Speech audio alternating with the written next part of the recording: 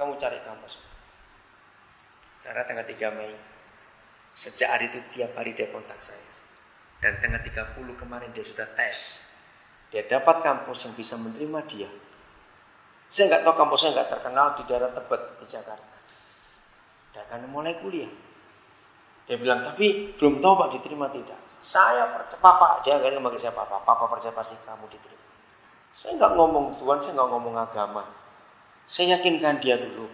Walaupun agama kita beda, jangan menghalangi itu kita bersahabat. Enggak. Saya yakinkan. Jadi nggak nyinggung, sampai hari ini saya nggak nyinggung.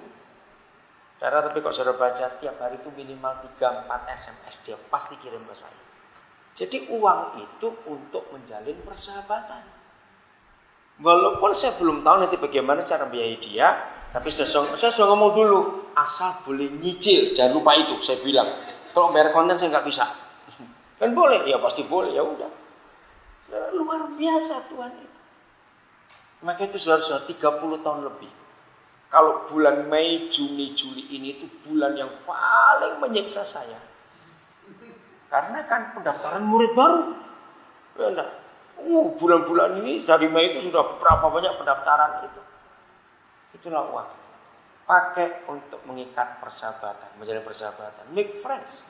Supaya Injil itu diberitakan. Maka itu jangan takut jadi kaya. Katakan amin. Amin. Ya, yang saya punya, saya kecil-kecil udah perbesar itu usahamu. Perbesar. Karena perlu. Maka itu kenapa gereja itu loyo. Coba tanya ya teman-teman saudara yang sangat aktif di gereja. Coba tanya. Begitu sudah Jumat malam ke Sabtu pagi, itu sudah capek duluan. Kira-kira kenapa? Karena saya tahu minggunya kayak apa sibuknya itu. Apalagi kalau ibadahnya sampai lebih dari 3 kali satu minggu, WL sudah capek duluan itu. Pemain musiknya apa? Sudah capek duluan. Nah, padahal kalau kita melayani Papa harus penuh sukacita. Enggak boleh capek. Ada rahasia. Kalau orang berbuat sesuatu rasa capek, rasa jenuh, berarti dia sedang mengerjakan yang rutin. Kenapa rutin? Karena enggak ada yang baru. Kenapa enggak ada yang baru? Karena melanggar hukum Alkitab. Apa hukum Alkitab? Saudara pernah baca bukan Lukas 15? Satu-satunya ayat di Alkitab yang menyatakan kapan atau bila mana seisi surga itu bersukacita. Kapan? Lukas 15 berkata, kalau ada satu orang berdosa bertobat.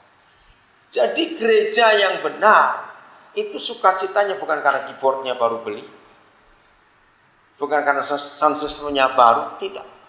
Tapi harus karena ada jiwa-jiwa yang belum diselamatkan, itu diselamatkan. Nah, itu sukacita. Nah, itu yang buat saya tetap sukacita sampai hari ini. Karena paling tidak sebulan harus ada 1 atau 2 orang diselamatkan. Jadi sukacita saya itu terus melimpah. Melihat perubahan hidup orang, itu luar biasa. Saya paling bersyukur kepada Tuhan kalau Tuhan bisa menemukan saya dengan orang yang tadinya gak punya harapan untuk ke depan. Begitu ketemu saya, orang itu punya harapan. Itu kesukaan yang luar biasa. Pasti saudara pun akan bersuka cita bukan untuk itu. Maka itu cari orang-orang itu yang putus asa. Ini dalam minggu ini, saya baca koran, di Manado 2 orang bunuh diri. Betul enggak? Dan dua-duanya Kristen. Menyedihkan. Saudara, sejak tahun 70-an, saya nggak tahu itu kenapa Roh Kudus memberi saya iman seperti itu. 70-80-an. Setiap kali saya dengar ada orang bunuh diri, maka yang sangat dan patut disalahkan bukan polisi, bukan ini, bukan itu, tapi gereja yang dekat dengan rumah orang yang mati itu. Pernah ada pendeta marah ngomong itu, lu kan urusan kami aja nggak kenal. Nah, lebih salah lagi kalau berkata nggak kenal, rumahnya dekat dengan gerejamu. Kenapa? Yang patut disalahkan kalau ada orang bunuh diri adalah gereja yang terdekat dengan rumah korban. Siapa bisa jawab? Kenapa? Iya.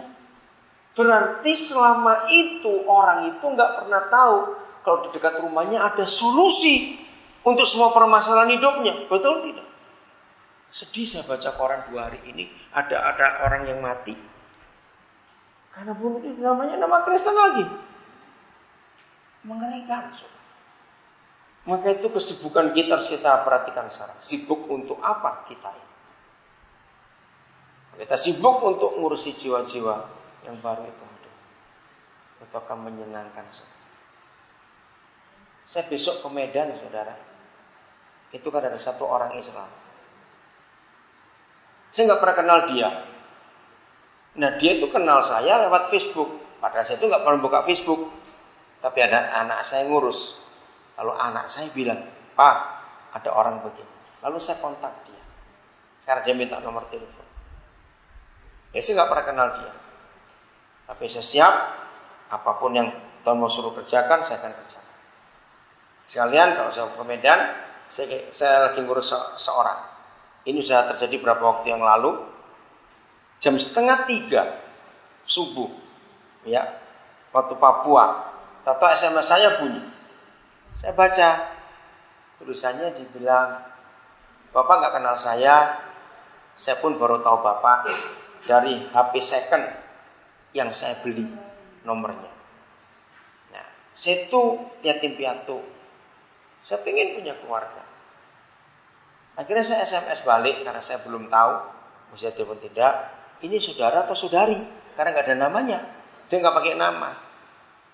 Terus, apa boleh saya telepon? Dia SMS balik, belum boleh. Dia ngomong namanya Romi. Nah, waktu saya telepon, saya tanya, maksudnya gimana HP second? Ya, berapa waktu lalu saya beli HP second? Rupanya HP itu HP pendeta. Karena di kontak saudara sama pendeta banyak sekali. Nah, malam ini saya lagi putus asa. Saya tanya yatim piatu, saya anak pertama, saya 3 bersaudara. Adik saya 1 di Bogor, 1 di Jogja. Nah, jadi saya acak aja nomor malam ini, saya ambil 10 nomor, saya SMS semuanya. Saya tanya berapa yang balesin? 4 orang. Lalu yang telepon Bapak? Baru Bapak sendiri. Saudara, apa? Saya ngitung waktu.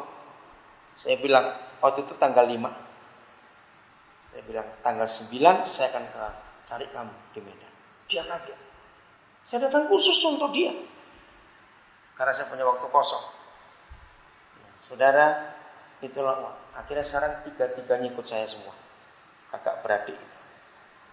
Jadi lewat HP second aja bisa menangkan jiwa. Luar biasa. Satu hari, ini saya lagi makan dengan istri saya dengan beberapa pengusaha karena kami berusaha saya kebaktian. Tahu ada telepon, saya lihat kok pakai area code, jadi bukan handphone. Tapi area code mana? Saya tahu ini Jawa Timur karena 03. Akhirnya saya terima, begitu saya terima, dia langsung ngomong, "Bapak maaf, Bapak gak kenal saya itu lagi putus asa, saya itu ada di wartel sekarang." Terus tiba-tiba di dinding wartel di kamar ini ada tulisan, "Kalau Anda perlu apa-apa telepon nomor ini." Itu nomor saya. Ini di mana? Dia bilang, "Saya di Kediri." Kediri. Saya itu nggak pernah bilang ke Kediri. Siapa yang nulis nomor itu? Itu sampai pengusaha makan dengan saya itu jadi bingung. Jadi nggak tahu di Kediri. Itu berbulan-bulan saya kontak dia, sekarang sudah putus, nggak tahu kemana, dia nggak menghubungi lagi.